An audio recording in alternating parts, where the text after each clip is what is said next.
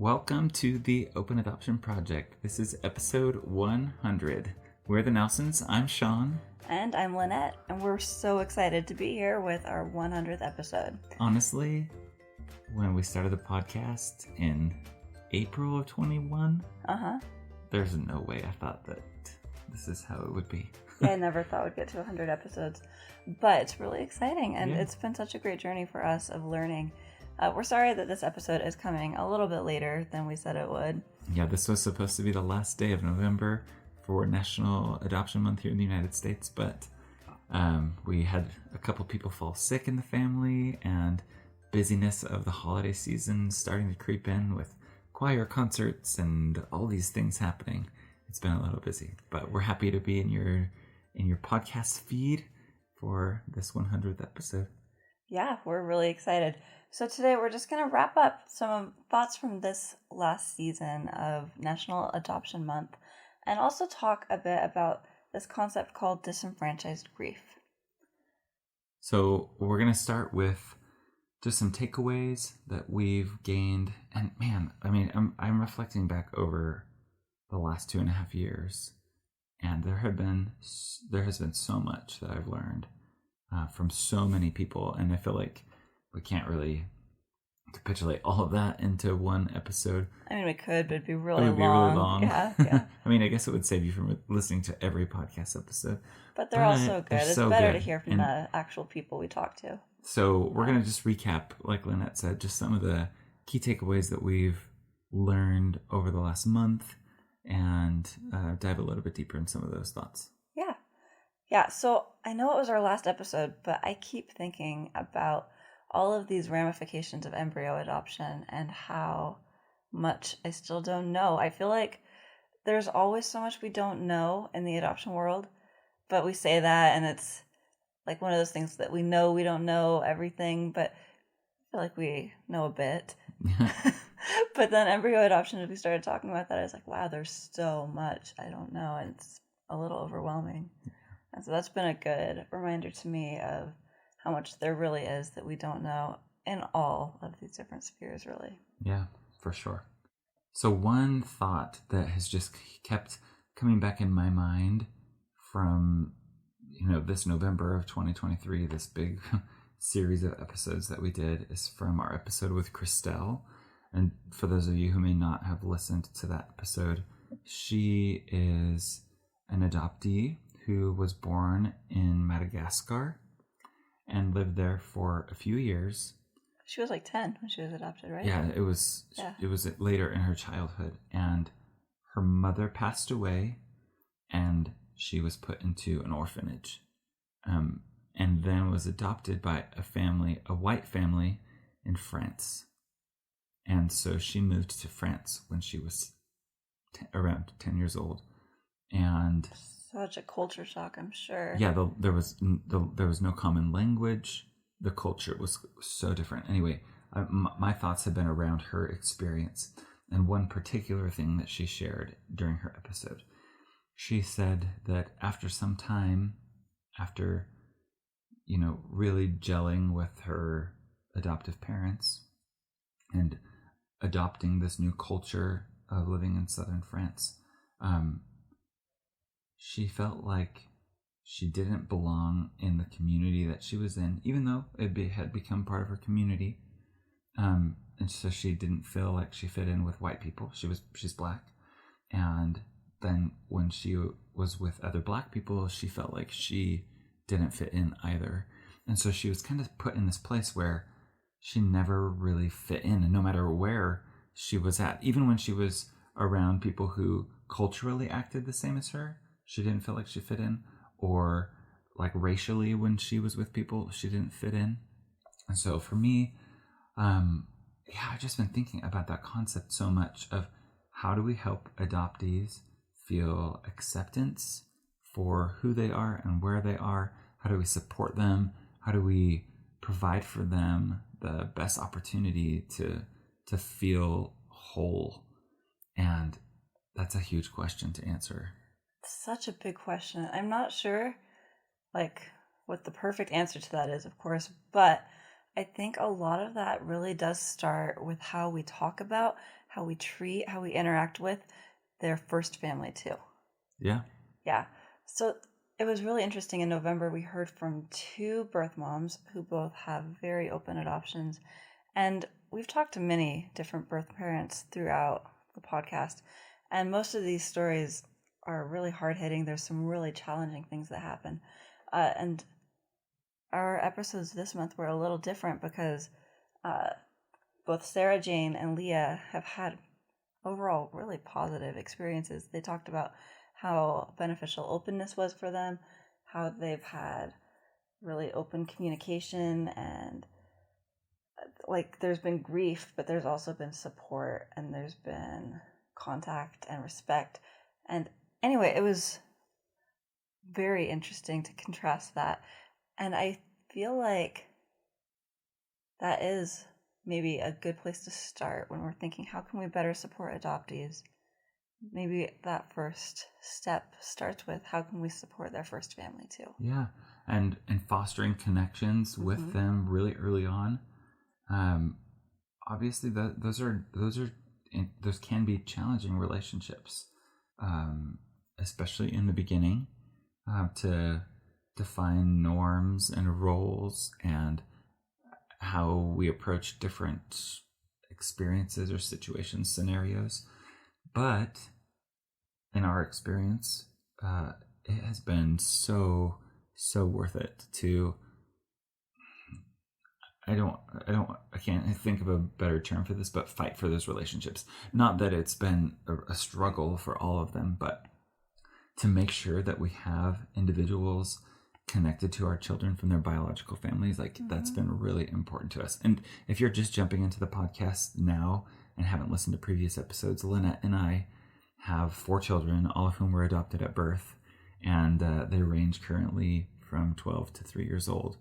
And we have open adoptions with all of their birth families and are connected to both birth parents in all 4 situations, and grandparents from at least one side of each kid's experience.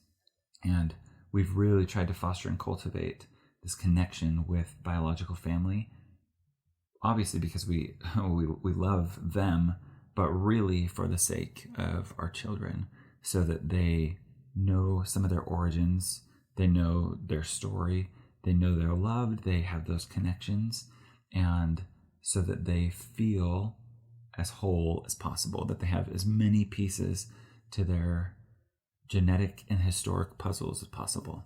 Absolutely. And that's really been a theme as we've talked to and listened to so many different people who were adopted over the years. It has really stood out to me that when adoptive parents speak well of a child's birth family, when they have these relationships or the openness, and if the openness isn't possible, there's still like that respect. When that is present, it makes such a big difference in these children's perceptions of themselves. And I think we've said this before, but it really resonates with me. It's so important that we love our kids' birth families, because when we love their birth family, we're showing that we love all of our kid. We love all the parts of them, the parts that we might not understand too. And we care and we want to understand and we want to connect with all of them. And that includes their birth family. Yeah, and we've had adoptees share that when they heard their adoptive parents speak poorly or ill of their biological parents, that they felt this sting, or they felt this like shame, or there were different responses. A small piece of like a personal attack, or part of their identity was tainted because of the negative feelings that the adoptive parents had or shared, or even just offhanded comments, maybe even when they thought that nobody was listening. And for us, that's been such a really important aspect of making sure that we genuinely cultivate really good relationships with them, and that we have nothing but positive things to say about them to our children. No matter who's around too, though. Even if it's... even if it's just us. Yeah. Yeah, I think that's been so important. And so as we've talked about this, it does make me think of this concept that we've talked just a little bit. I don't think we've talked about it on the show very much, but disenfranchised grief. So if you haven't heard of what disenfranchised grief is, it's basically grief that's not really recognized by society as like legitimate or valid. Yeah. So an example would be like you have an ex-spouse who passes away, and there's grief because you were married to this person and they passed away. But society would say they're your ex-spouse, like you're not married anymore. You shouldn't have to mourn that or be sad. Yeah, or like grief. Yeah, or like if you have an absent parent who's not involved in your life and you grieve them, or like their death or something like that. In the adoption world, I think there's so many examples of disenfranchised grief, especially as we talk about birth parents, where you're losing the opportunity to parent. There's a loss for the adoptee because they've lost the opportunity to be raised by biological family members.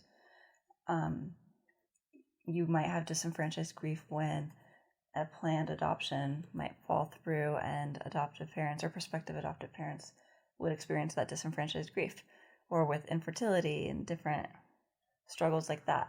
So I feel like it's very pertinent in all of these conversations as we've been talking about these episodes that have stood out to us this month. Yeah.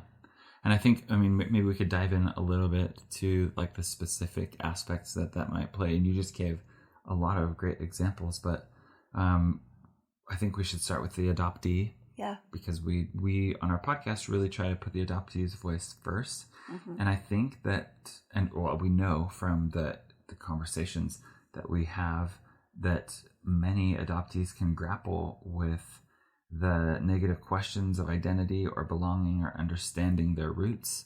Mm-hmm. And there's a lot of people who would say, well, you have a great family and you're in a great situation now. Why would you mourn that? Society expects that adoption is this purely positive experience. Well, yeah, it's the lucky adoptee narrative that is often pushed on adoptees, where they feel like they need to feel grateful or accept this kind of like I've been rescued sort of status, which isn't healthy anyway, and it's not fair to them. And so for parents and friends, loved ones, support, connections to those that are adoptees, people that were adopted, we need to recognize that. Mm-hmm. and support and be okay. I think Lynette and I have both shared where there's times where we have to check our ego at the door when we're having conversations with our kids, because they're sharing with us some really vulnerable thoughts or feelings about their adoption experience. And if we don't check our ego, it's really easy to get frustrated, and it would discourage them from sharing in the future. It would make it so it's suddenly not safe to share what they're truly thinking. And so we have to constantly remind them too and say, you are allowed to feel anything you want to feel. You're allowed to share anything you want to share about what you're feeling. Like, it's a safe space to share whatever. Like, this is not about me and my feelings. This is about you and your feelings, because I'm sorry, but when you're a parent, it's not about how you feel about something. You've got to focus on your child and what they need. Yeah. That's the job. Yeah, and I feel like, society often holds like these preconceived notions of what the right way to grieve is in a given situation. And,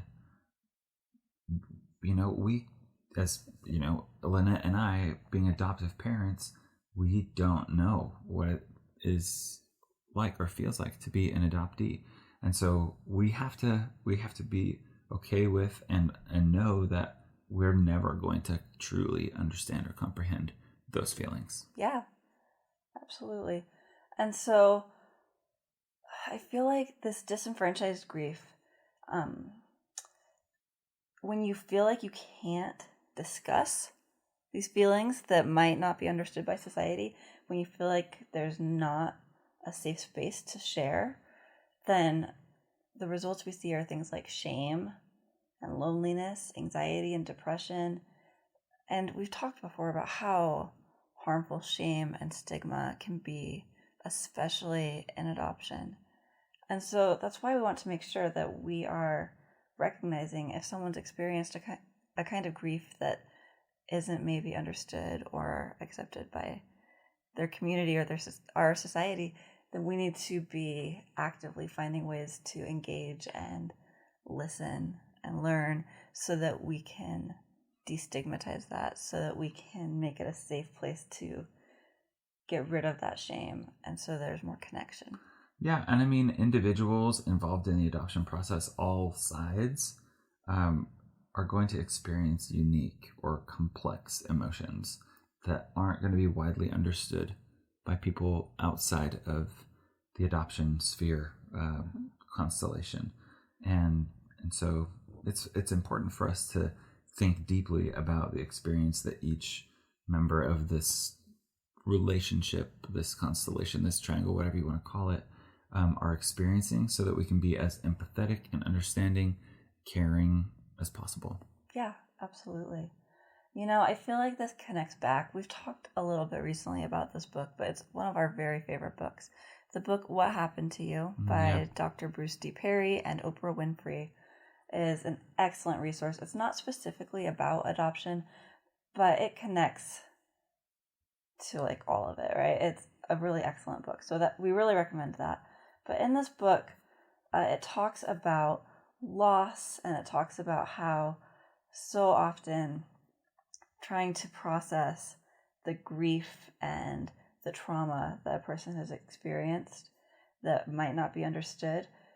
So Dr. Perry says, if we truly want to understand ourselves, we need to understand our history, our true history, because the emotional residue of our past follows us. And then this book is like a conversation with him and Oprah. And so Oprah then says that she agrees, and she says, but that can't happen until there's a tipping point of awareness. And so really, to start addressing this disenfranchised grief, to start addressing these complicated feelings, we need to start off by being more aware, right? We need to have these conversations. We need to be looking and thinking about what these people in our lives might be feeling and how we can help. Yeah. So, I mean, there's a lot of things that we can consider, but, you know, this idea of identity or belonging, there's probably going to be some feelings around some grief around those things that society might not expect, right? Some searching for biological families. Some, you know, we've talked with lots of adoptees who've connected or searched for, wanted to reconnect with biological roots, and there's some grief around that, a lot of grief around the unknowns, and then sometimes those reunions don't go well too. Yeah. And sometimes they go really badly, or there's a lot of pain around that reunion. Yeah, and for sure. So yeah, I mean, it's just so complicated. Well, and another thought that I had too was that, like, adoptees often, from the conversations that we've had, lack or feel this lack of control over their own life's narrative because of the missing pieces. And we have to understand that. We have to support that and fill in as much as we can. And I think an aspect of that is just making sure we have the right support systems in place, whether that's adoption professionals, counselors that adoptees can connect with and process emotions and feelings, whether that's family, racial, cultural mirrors. There's so many resources and opportunities that we can provide for an adoptee to help them feel as much whole and as little shame or guilt or grief around their experience. Yeah, so I mean, we just need to provide for them the support that we can. Yeah, that reminds me of this book. I think we've talked about it on here before. It's a great resource. It's a little older now. I think it's probably maybe 15 years old. But I think it's by Lori Holden, and it's called The Open-Hearted Way to Open Adoption. Oh, yeah. And my favorite line in that book says something on the lines of, adoption creates a split between a child's identity, but openness is a way of healing that split. Oh, that is a split between their geography, basically like a split between like their biological roots and their map, and then what they're experiencing. And so Right. the openness can like heal that split. And so, yeah, really, that's our ultimate goal, right? To help our kids to be as well as we possibly can, because these are really hard experiences. And unless you, as an adoptive parent, are also an adopted person, then you really don't understand. Like, we don't understand what our kids are experiencing. And so that's why it's so important to be listening, to be open to learning, and to be comfortable recognizing that alone we really aren't enough, and that we need to be listening to others' opinions and voices. We need to constantly be trying to do better by learning more. Yeah, and I've loved talking to and connecting with so many adoptees, and really listening to them has helped me learn so much. And so I guess the call to our adoptee friends is share your story, share your truth, share your feelings, so that we know how to support you and future and other adoptees. Yeah, if you're comfortable. Of course. Obviously, yeah, it's not like you're obligated to do that, but it does benefit us and others, I think. Probably, I mean, many adoptees have shared that the more that they are open about things, that they've felt more confident and there is a freeing power yeah. of getting rid of those feelings where you have to keep things quiet. When you get rid of that shame, then there's power there. But yeah, so much to learn. But I feel like really recognizing and understanding when we're seeing disenfranchised grief is a key stepping stone for us as adoptive parents, in helping us to recognize how we can better help our kids, how we can better help their birth families, and how we can address our own potential traumas or grief that we need to deal with, so that we can be there, that we can be better equipped to help others. Yeah, and I think maybe on a personal note, we might talk for just a moment about adoptive parents' disenfranchised grief. Yeah. You know, we have not been able to have biological children, and there is such a joy having our children in our lives. Like, obviously, they are our everything. Something I tell people often is that I forget that our kids are adopted, but at the same time, I think about their birth families like every single day. I think about all of these people who have become part of our family as well. And so it's complicated, right? Because they are 100% ours, but they're also not only ours. Right. Right? So they're 100% their birth parents as well. Yeah. Like, and so yeah, it's complex, but I wanted to highlight this one thought that, like, if we assume that the joy of adoption is going to overshadow any feelings of loss or longing for biological children, or, you know, struggles with infertility, that's not healthy. Yeah, no. You need to grieve. You need to get counseling. If you're considering adoption and coming from a background with those experiences, it's so important to seek help and to be mentally and emotionally well before you bring kids into your home, and before you bring these complicated relationships with their birth families into your life too, because these relationships are so important. They take work, and it's like lifelong relationships that you need to be well for, and you need to be able to consistently be trying to do your best. And so that means taking care of ourselves and doing the work to address our own struggles. Personally, I had this experience not long ago where I had taken two of our older children to visit family in another state, and during that visit we got to spend some time with my sister and her husband and their 3 children. And there were these moments where I was like, wow, like I see, you know, parts of my sister and my brother-in-law in my nieces and nephew. And inside I'm like, there are parts of me or parts of Lynette that I definitely see in our children, but then I wonder, like, what would it have been like, or what would it be like, right? And so even after, you know, many, many years in this wonderful situation of having these amazing children, there are these moments, and I kind of felt like guilty for feeling that. And then I guess I just have to sit with it and say, you know what, that's how I feel, and I just have to process how I'm feeling, and that's okay. Yeah. Yeah. And honestly, I feel like we just go through like cycles, right? Where sometimes there's not really that grief or sadness anymore. And sometimes it might come back when you're not expecting it to. There might be things that trigger that. And so as you're sharing that, I'm like, oh, that's so hard for you. I feel bad. But I've felt very at peace with things for quite a while. But yeah, sometimes I do wonder, as like I'll look at pictures of me when I was a kid and say, oh, wow, yeah, that looks like my niece. It looks like she might have some features from me or something. And it is kind of bizarre to not see that with our kids. But at the same time, we do see it with their birth family, and their birth family is our family too. Yeah. And that's awesome. Yeah.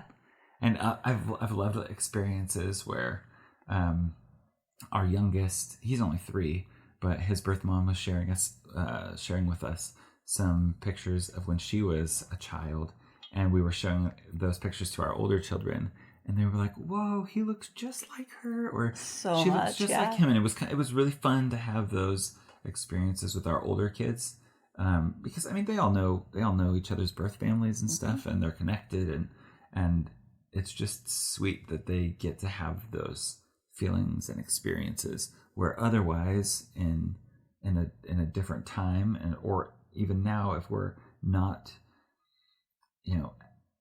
actively supporting an open adoption, they may miss out on some of those feelings. Yeah. Experiences. Well, and we talked throughout the podcast, we've talked with many people who are adopted who talk about the life-changing experience of having a child, like a biological child. Yeah, the first time they see someone who shares their DNA who looks like them, and it's the first time because they don't know their birth family. And then others who also shared how having children really just ignited this desire that they might not have had before of, I want to know more about my birth family now, because it changes the perspective there. Yeah. So we've learned so much. It's been such a journey, and we're ready to jump in and learn some more in the new year. Yeah, so we're going to take a break through the rest of the month, and we'll jump back in 2024. Yeah, we'll be back in just a bit. So to wrap up, we thought we'd share just a few of our very favorites throughout the podcast. So for one, this is not our favorite. I guess it's a listener favorite. But our most downloaded episode is the one with Alexa. I was just afraid that our Amazon Alexa was going to say yes. It does happen. But yeah, so that was our most downloaded one. She's a birth mother, who shared her story pretty soon after placing, and was pretty just raw emotion, and I think you could feel her feelings and connect with her. Yeah, the title was "I'm Strong, but that doesn't mean I'm okay." So that's our most downloaded episode. If you haven't heard it, check it out. And then a couple others that have stood out to us over time. I'd say that one of the most emotional ones that we did the interview for together was a discussion with Heather Rodriguez. And that one was really impactful. She talked about reunion and the challenging experience there. She also talked about her experience as an adoptee and then becoming an adoptive parent through a foster care journey. And yeah, it was impactful. That one stayed with me. Yeah, I just, from hers, and we'll encourage you to go listen. We won't spill the story there, but adoptees can be put in really awkward situations or really painful and hurtful situations. Especially when there's not openness. Yeah, if truth is not being told, and we're not coming as other members of the adoption community, we're not coming at things with honesty and transparency. And like a focus on the adoptee, which adoption should be focused on the adoptee always. It can really, really hurt. So, that one that one still was really hard. Yeah. What about you?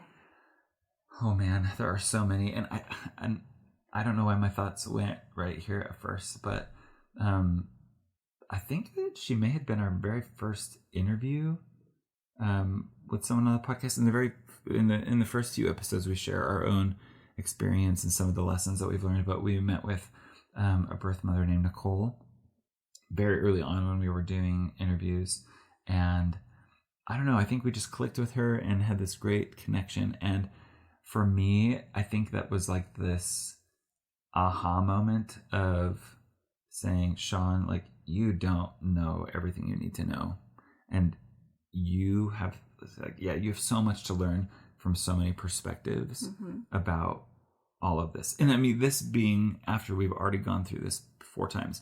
And I mean, I feel like with our, immediate situations, I know birth parents really well. I feel like I know a lot of what they're going through and what they've experienced. We're pretty open in our communication, but the adoption community is vast, and the experiences are so different. And if I want to be an advocate for my children who are adoptees, if I want to support them and other friends and colleagues, connections, whoever it is that is part of this world, then I need to learn. I need to be an active participant in this learning process, probably for the rest of my life. Yeah. And I think it was in our conversations with her that kind of ignited in me. That's awesome. Yeah, something that I also really loved was just happening to find these 2 women who are both adults, they're parents now, who were both adopted and had very open adoptions throughout their childhoods. That was Sarah Vanderhagen and Devaney Roberts, and they both shared their different experiences with openness during times when openness was not common practice. And they both grew up with very open adoptions, right, where they would spend time with birth family without like adoptive family hovering and being part of that too every time. And so they both have unique but really impactful experiences with that. I highly recommend listening to both of them and their thoughts. I feel like it's especially poignant because these are experiences that have been like decades in the making, and they've had lots of time to really consider the ramifications of their experiences and how openness shaped them. Yeah, I think I'd give a shout out to Dakota as well.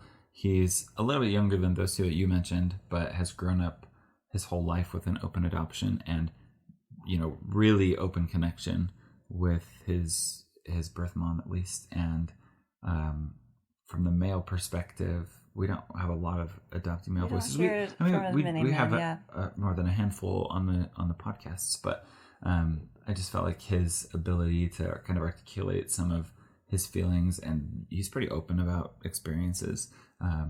That too just paints for me just this really, really the true importance of having these open relationships and dialogues and contact. Yeah, I think that the other one that I really want to mention that was a life-changing episode for me was one that we did pretty recently. It was a discussion with 2 mothers, Amy and Stephanie. And so we had them both over here to our house, and I was able to chat with them in the living room where they shared how they are connected to each other and what open adoption looks like in their family and how it shaped them. It's a really fantastic and impactful episode, so highly recommend that one too. And honestly, every person we've talked to on the show, I have learned from every single person, and I'm so grateful for all of these people who have shared with us. I will say, I feel like as the podcast has gone on and as time has gone on, our perspective of what our goal is here has really changed, where it feels now more like we are building and maintaining a platform for adoptees to speak. Yeah. And it's become really the main goal. We want to have a safe space for any feelings and experiences that adoptees might want to share. And so if you're listening and you're an adoptee and you want to share on the show, please reach out to us. We would love to have you on the show. Yeah, or if you're connected to an adoptee who has been pretty open about their experience, who you think would like to share. and who others might benefit from listening to, please reach out to us. We would love to connect. Absolutely. So yeah, you can email us at openadoptionproject@gmail.com. Or you can find us on Instagram at Open Adoption Project. Yeah, so thank you so much for being with us for National Adoption Month and for 100 episodes. It's been an amazing ride. I don't know if there's anyone that's listened to every episode. If you have, I don't know. If Let you us have know. Message us. We want to know who you are. Yeah, we'll send you a digital certificate of honor or something. or perseverance or something. But yeah. I mean, we can see some stats. We know that we've had nearly 50,000 downloads over the 2.5 years that we have listeners all over the world. I'm always surprised to see really cool the hot pockets in other countries and continents where I wouldn't expect to have so many listeners. Yeah, but we're honored that awesome. you're here and that you're listening and learning with us. Yeah, so shoot us a message. We love to connect. We love developing relationships with other people in the adoption community, and we feel that as we do so, our experience, our knowledge grows, and that just blesses us and our ability to connect with others too. Yeah, and to hopefully help our kids and the other adoptees in our lives. Yep. All right. Well, thank you so much for being here with us. Have a Merry Christmas and a Happy New Year.